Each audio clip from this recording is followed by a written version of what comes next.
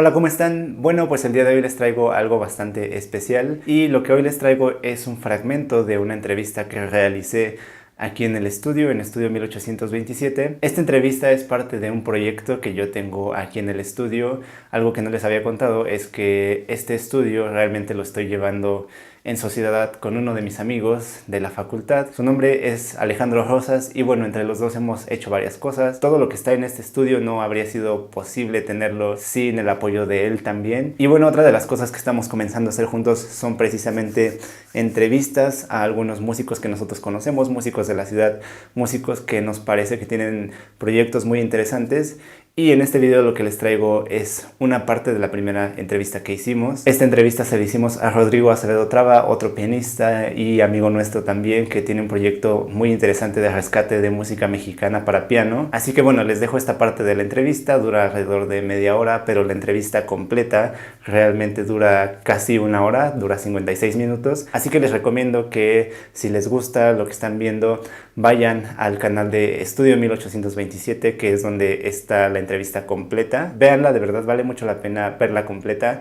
Y también suscríbanse al canal de El Estudio, de Estudio 1827. Y bueno, nos vemos para el próximo video, ya sea aquí en mi canal o en el canal de Estudio 1827. Les tenemos muchas sorpresas preparadas por allá también. Los dejo con la entrevista. Rodrigo Acevedo Traba es un músico mexicano nacido en 1992 en Naucalpan, Estado de México. Actualmente es pasante de la licenciatura en piano en la Facultad de Música de la UNAM, donde estudió piano, composición y música de cámara. Como pianista fue becario de la Fundación Turcoa entre 2014 y 2016, gracias a lo cual realizó estudios en la Academia de Música Rainier III en el Principado de Mónaco, en donde además debutó como solista con la Orquesta Filarmónica de Montecarlo, interpretando el primer movimiento del tercer concierto para piano y orquesta de Sergei Prokofiev. Ha sido premiado en distintas ediciones del concurso interno de piano de esta facultad, ganando el primer lugar en 3 ocasiones diferentes, y fue también ganador del primer lugar en la 9ª Bienal Internacional de Piano 2016 en su categoría 3. Además, ha tomado clases con destacados pianistas y maestros de talla internacional como Juliana Avdeva, Jorge Luis Prats,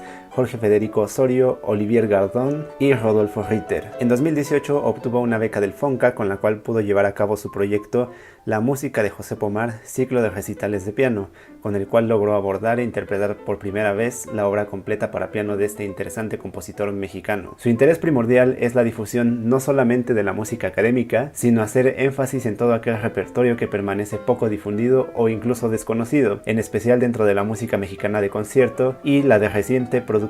Actualmente es pianista acompañante en la Universidad Panamericana y miembro del trío Matices. Bueno, y después de esta pequeña introducción, ahora sí estamos aquí en el estudio con Rodrigo. ¿Cómo estás, Rodrigo? Hola, Daniel. Hola, Alex. ¿Cómo están? Muy bien. ¿Y ustedes? Bien, bien, también. Muchas gracias por estar aquí con nosotros, Rodrigo. No, gracias por la invitación. Es un placer estar en Estudio 1827.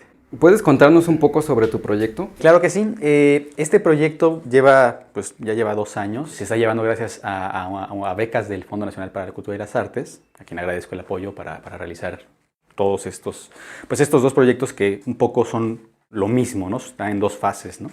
Se trata de el rescate, por así decirlo, que bueno, no es rescate completamente, pero sí la difusión sobre todo y la promoción de la obra para piano de José Pomar, ¿no? Que es este compositor mexicano que llevo ya un tiempo tocando y que no es pues tan conocido. Yo creo que no tiene todavía el lugar que merece, aunque ya desde hace algunas décadas ya no es un autor completamente desconocido. Ya vamos a internet y está ahí su biografía, hay escritos ya algunos sobre él, ya hay grabaciones también, pero todavía mucha gente no le suena y creo que pues es importante que tenga el lugar que merece. Bueno, y cuéntanos un poquito de quién es Pomar, no sé de dónde es, en qué época más o menos se encuentra. Claro que sí. Mira, José Pomar fue un compositor mexicano. Él nació en la Ciudad de México y murió también en la Ciudad de México. En 1880 fue que nació. Entonces, pues su obra, prácticamente toda su obra, es a principios del siglo XX. De hecho, su primer pieza es 1898, ¿no? Entonces, de ahí para el real. Él está activo durante la primera mitad del siglo XX y fallece en 1961. Lo que es interesante es que durante su etapa media, la etapa media de su vida, se va a vivir a diferentes ciudades, a Pachuca, a Guanajuato, a Guadalajara, y ya finalmente regresa a la Ciudad de México. Este autor pues es contemporáneo de varios de los grandes músicos mexicanos de aquella época, que son, por ejemplo, Manuel M. Ponce, que nació en el 82, Julián Carrillo, José Rolón, y está justo una generación atrás de gente como Silvestre Revueltas, Carlos Chávez, ¿no? Que nacen los dos en el 99, por ejemplo, ¿no? Entonces, pues es un músico de una generación muy interesante, porque es esta generación que se forma pues con todas las ideas del romanticismo europeo. En aquella época en México, sobre todo a finales del siglo XIX, imperaba mucho el gusto por la ópera italiana, todo esto. Pero justo a raíz de que entra Porfirio Díaz al gobierno, trae mucha influencia, como ustedes saben, francesa, ¿no? Sí, sí. Y luego también había estado antes Maximiliano, con quien había habido también una introducción de cuestiones artísticas de lo que es hoy Alemania, ¿no? Del Imperio Austrohúngaro y todo esto. Entonces, pues en la época de Pomar, en su juventud, empieza a ver estos autores que empiezan ya no a fijarse en lo italiano, sino también en lo francés, en lo alemán, en otros países. Y luego también, en un momento dado, como ustedes saben, en Europa empieza a ocurrir este cambio en el arte, ¿no? El modernismo, sí, sí, que rompe, ¿no? No solo en la música, sino en la pintura, en las artes, vamos, ¿no? En las bellas artes. Y entonces, pues empiezan a crear esta nueva forma de arte ya diferente a lo que se venía haciendo durante todo el siglo XIX.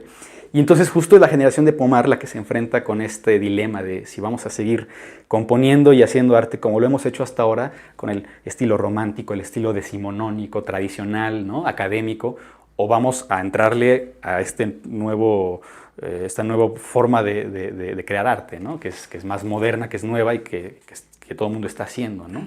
Pero pues el caso de Pomar es muy interesante y creo que es una de las cosas por las que merece más atención, es porque Pomar es uno de los primeros autores mexicanos que se avienta a crear un nuevo lenguaje, ¿no?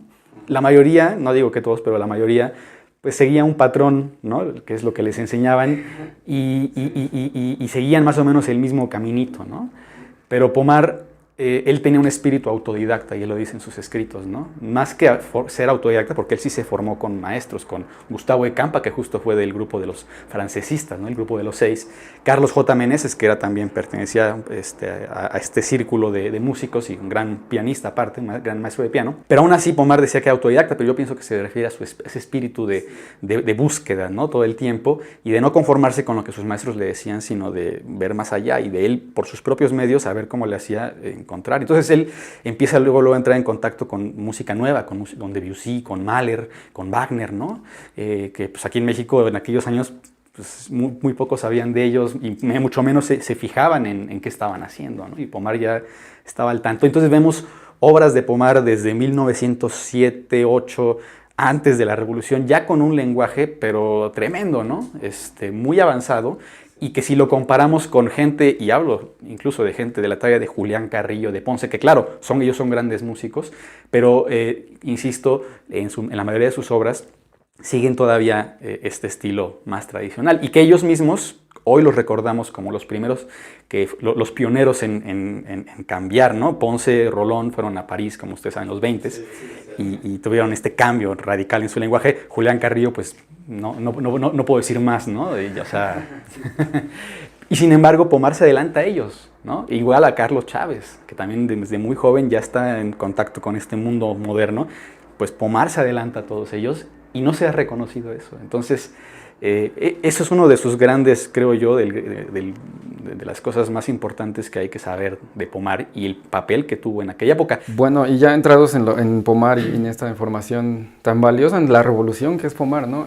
¿Puedes contarnos un poco más acerca sobre el proceso del proyecto? ¿Cómo fue? ¿Cómo comenzó? ¿En qué momento está ahorita? ¿Cómo ha sido? Pues el proyecto, la idea original que yo tuve fue de buscar titularme de la licenciatura en piano, tocando, pues si no toda la obra, parte de la obra, ¿no? Haciendo un trabajo de investigación sobre la obra para piano, que ya en 2016 se hizo una tesis de maestría, la hizo Mavi Muñoz, una investigadora de la facultad.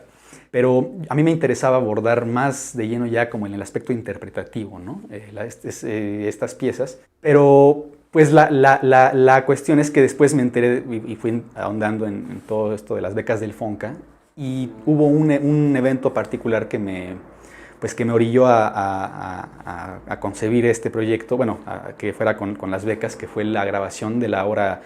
Bueno, esta no es la obra integral, pero es una buena parte de la obra de Arnulfo Miramontes por parte de Bernardo Jiménez, que es también pianista e investigador de ahí de la facultad.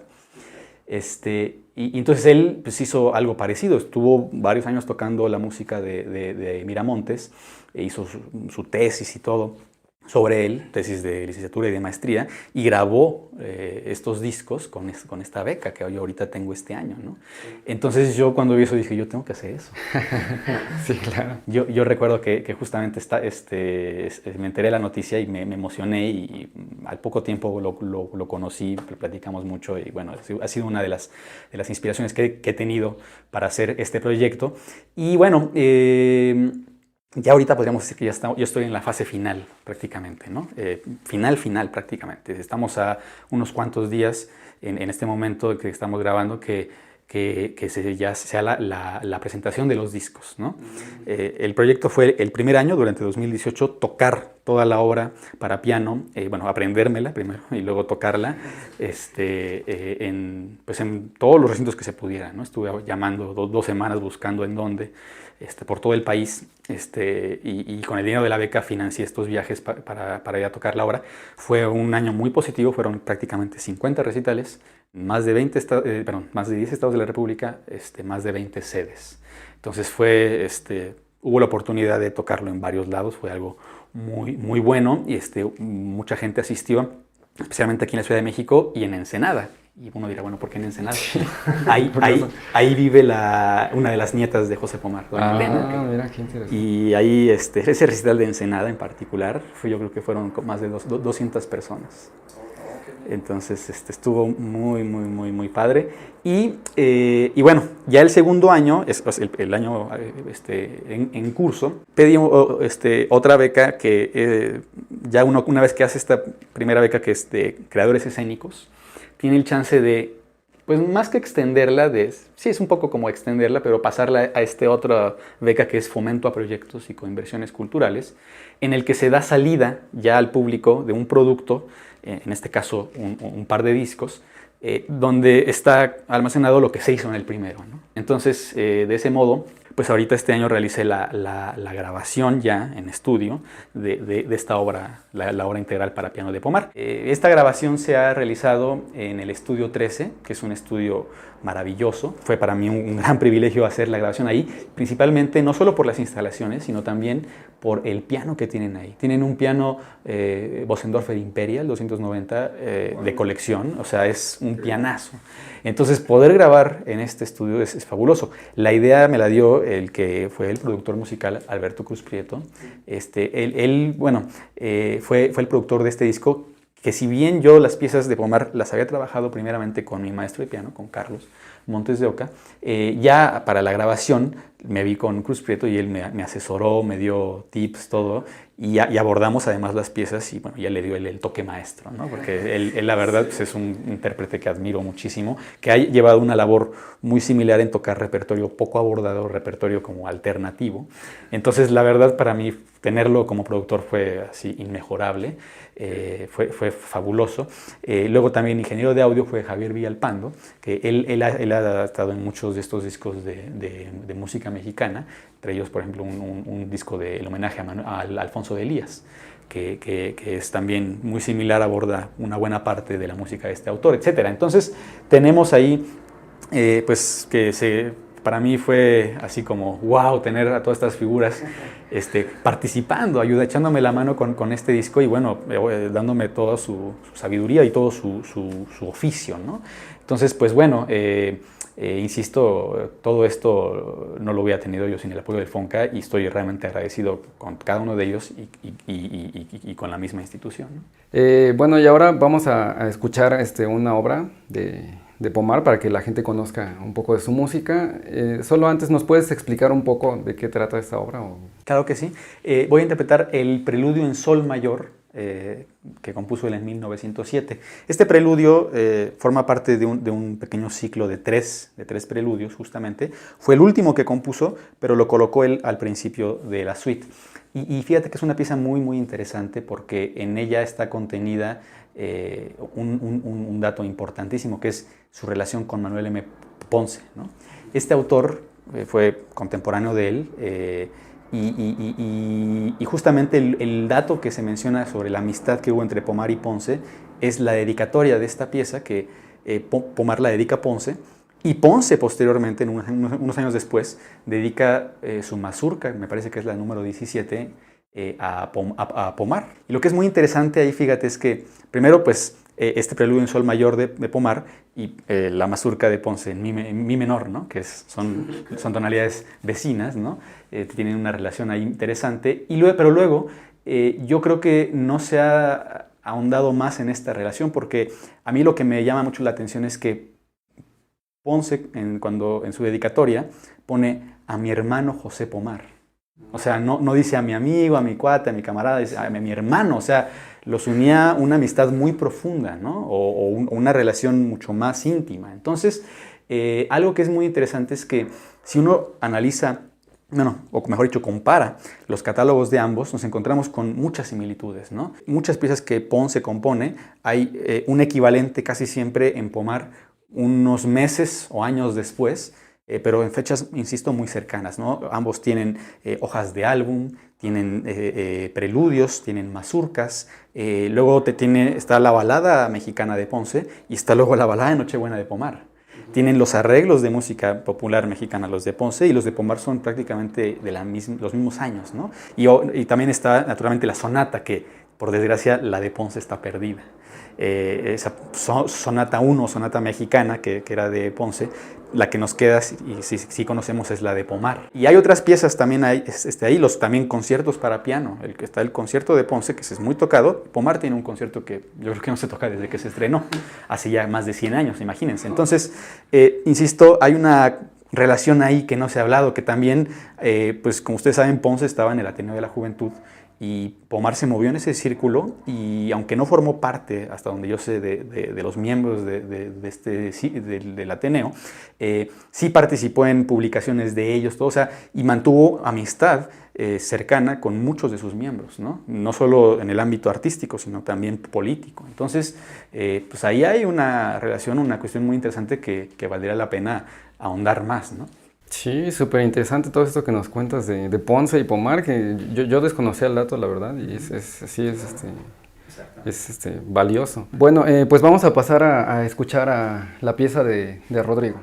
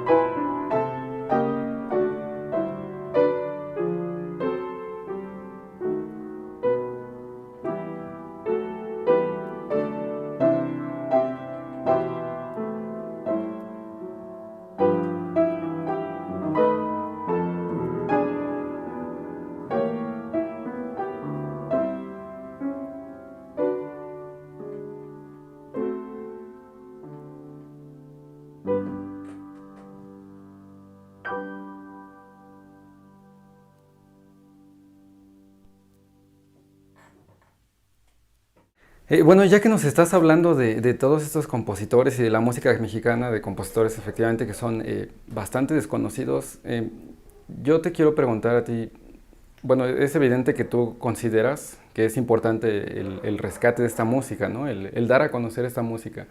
Mi pregunta es ¿por qué? ¿Por qué tú crees que en las escuelas, por ejemplo, de música es importante el rescate de este tipo de música mexicana?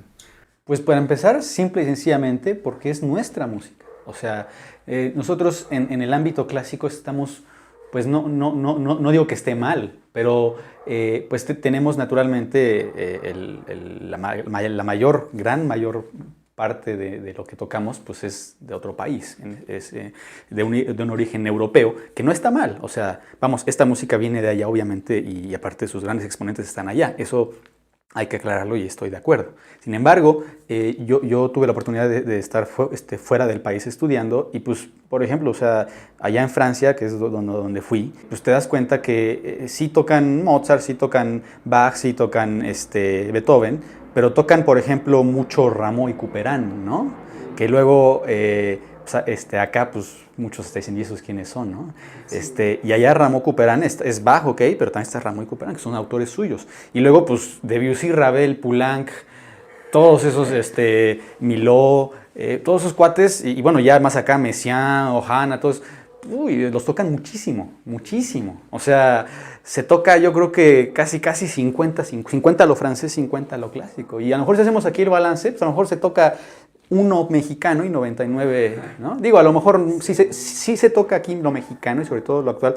Si uno ve programas de coordinación de música y ópera, por ejemplo, o algo, sí se toca música mexicana. Pero aún así, lo que la gente ya conoce o las piezas que tienen como una salida ya al público son muy poquitas. ¿Qué conocemos de música mexicana? Pues el guapango, el danzón de Márquez, ¿no? Sí. La Sinfonía India. La balada mexicana. La balada mexicana. Hijo, la balada mexicana, haz de cuenta que es la única pieza para piano que existe, ¿no? O sea, es un monopolio prácticamente con la balada mexicana, con Estrellita, con el intermezzo. En la facultad se toca también, por ejemplo, mucho Armengol, que está muy bien, digo, y hay que tocar esos autores. Pero yo insisto, hay mucho más. O sea, hay mucho más que no se conoce. Y ya no digas de autores desconocidos. O sea, ¿qué conocemos para piano así de Carlos Chávez? La gente que así del común. Tiene estudios para piano fabulosos, modernos. Así a lo mejor medio raros unos, ¿no? Pero muy bien escritos, ¿no? Tiene sonatas para piano. La segunda es una obra portentosa y no se conoce.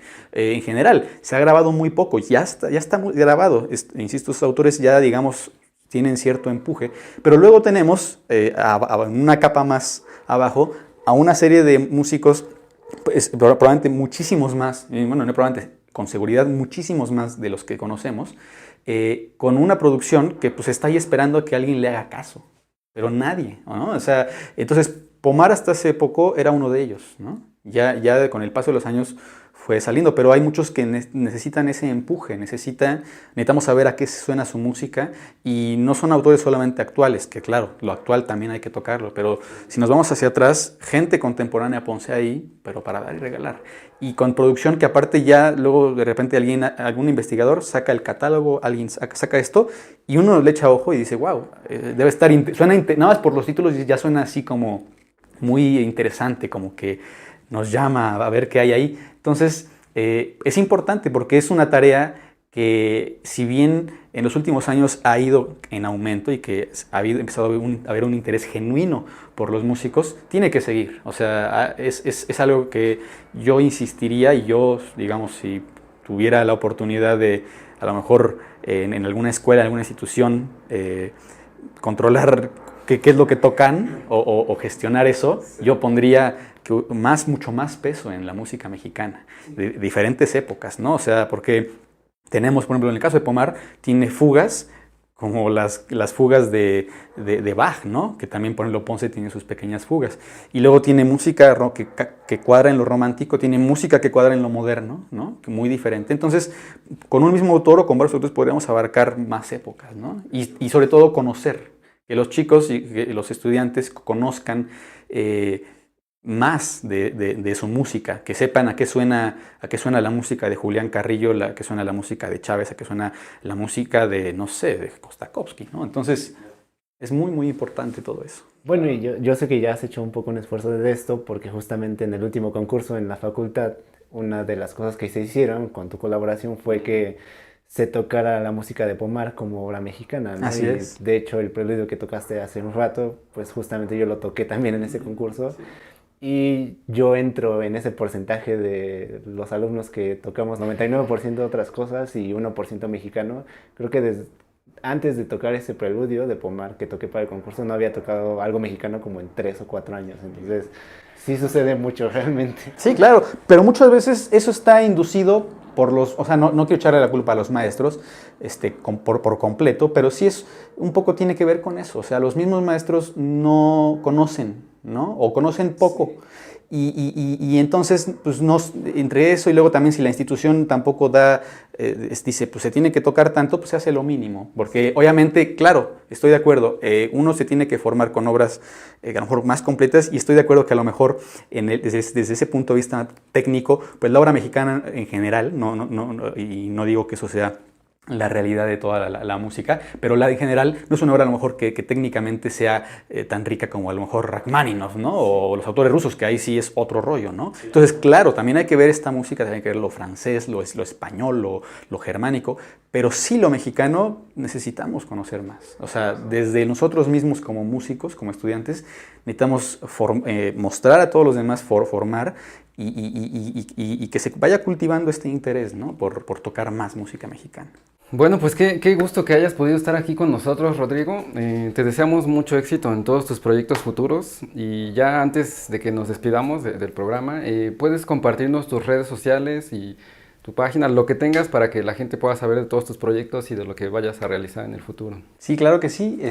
Pues yo estoy ahorita tanto en Facebook como en Instagram con el @rodpianista, Rod de Rodrigo, Rodpianista, así es como estoy.